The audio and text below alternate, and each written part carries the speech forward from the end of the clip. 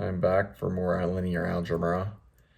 And as I already reviewed my linear algebra yesterday, I'm just going to jump right into today. And that begins with ordered sets, so I'll be back in a few seconds. All right, guys, just finished up Appendix A, working with proofs. There were two more subsections to finish up. One is ordered sets. So ordered sets are not the same as sets because in normal sets, the order of the elements does not matter, but in ordered sets, the order of the elements does matter. So that's ordered sets. How to do proofs. So the authors basically gave 4 steps for solving proofs or doing proofs. First is to write the stuff that's given, the hypothesis, and the stuff that's to be proven, the conclusion, in like complete sentences. 2 is to decide whether you're going to solve directly or prove directly via contrapositive or via reductio ad absurdum. And one way that you can help decide which one seems most promising is to rewrite the theorem in 3 ways. Okay? And then given in the structure of the directly, contrapositive, and the reductio ad absurdum. So write it out. Choose your the way you're going to prove it. Review related earlier theorems that may be relevant, and then 4, trial and error, perseverance, and intuition. Then they mentioned that video series supplement on working with proofs. I think I'll watch the how to do proofs maybe after like a section or 2. So I guess to practice first.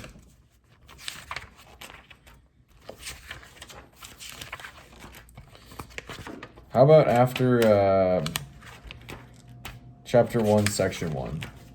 Why not?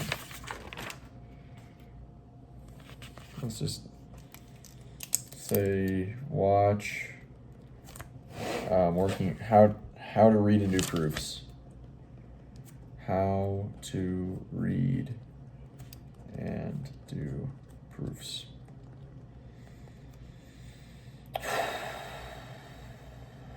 See preface. Okay.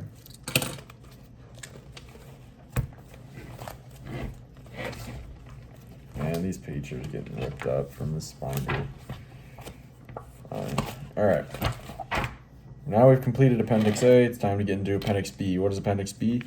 Complex numbers. So we're going to be looking at complex numbers, the complex plane, multiplying complex numbers, some complex conjugates, some modulus computations, reciprocals and division of complex numbers, polar form of a complex number, geometric interpretation of multiplication and division of complex numbers, demoivre's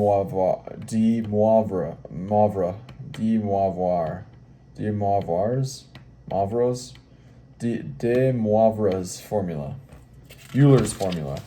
All right. So, also I think a theorem is basically the state like the proof itself. Is that true? The proof itself, like the statements that is the theorem. Not sure on that one, but that we'll say that's what it is for now. All right, now I'm gonna read about complex numbers, and I'll be back in a sec. All right, before I read, let me say what I think complex numbers are, though. I think complex numbers are basically you got real and imaginary numbers together. That's what results to complex numbers, I think. All right, I'll talk to you in a sec.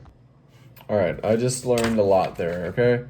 A lot. Complex numbers, I think all numbers are basically complex numbers now that when I'm reading that. Basically, a complex number is a number that can be written in the form of a plus bi or a plus ib, in which I is an imaginary number and I equals the square root of a -1. Okay? So imaginary numbers have a real part and they have an imaginary part. The real part of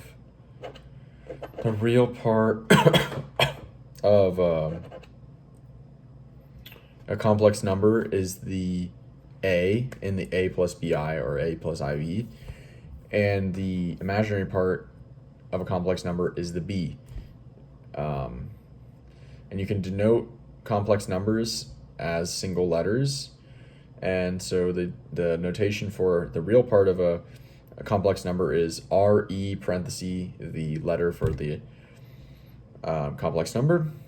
And similarly, the imaginary part of a complex number is IM parenthesis the single letter of that denotes the complex number.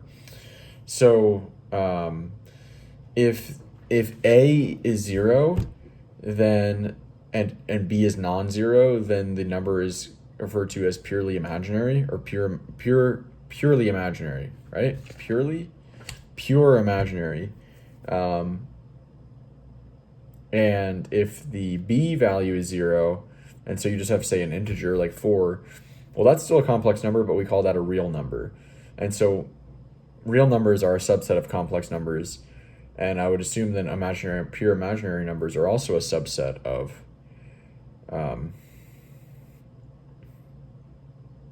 complex numbers. So all numbers are complex numbers, it seems. That's definitely, like, there's some caveats, so there's never, like, very rarely are there generalizations that work like that. So maybe not, but like a lot or most. Okay. One thing I forgot is that for two complex numbers to be said to be equal, the real part and the imaginary part must both be equal to each other. All right. I'll be back in a few more minutes and we'll finish up for the day. All right, so I just read more about complex numbers. Complex numbers are basically manipulated arithmetically according to the standard algebra procedures, except for that I squared equals -1. Otherwise, you treat I like just a standard variable.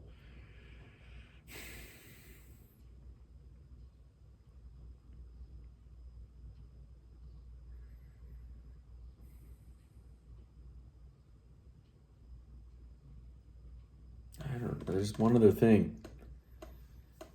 What was the other thing?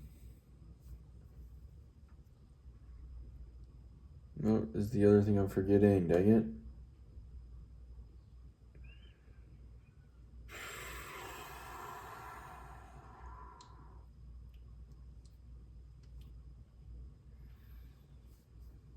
Dang it, dude. Right, the set of complex numbers is denoted capital C, and it's known as the complex number system. All right, I've got 1 minute and 30 seconds left.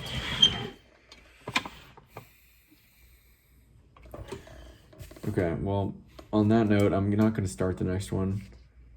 The next thing I'll look at tomorrow is the complex plane. Okay.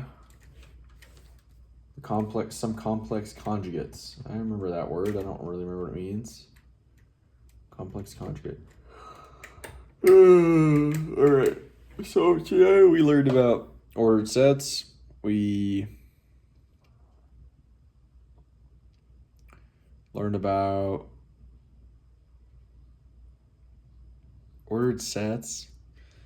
Dang it.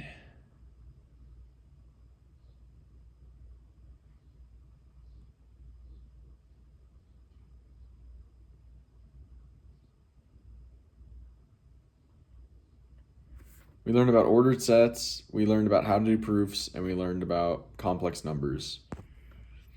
And on that note, I'll call that another day. We're now done with Appendix A. We're in Appendix B. We're a page and a half into Appendix B, which means we've got about probably 5.5 pages more, and then we will be into Chapter 1, Section 1 after all this time. Doesn't mean we're not learning. We're learning stuff in these appendices. So, all right. Talk to you guys later. See ya.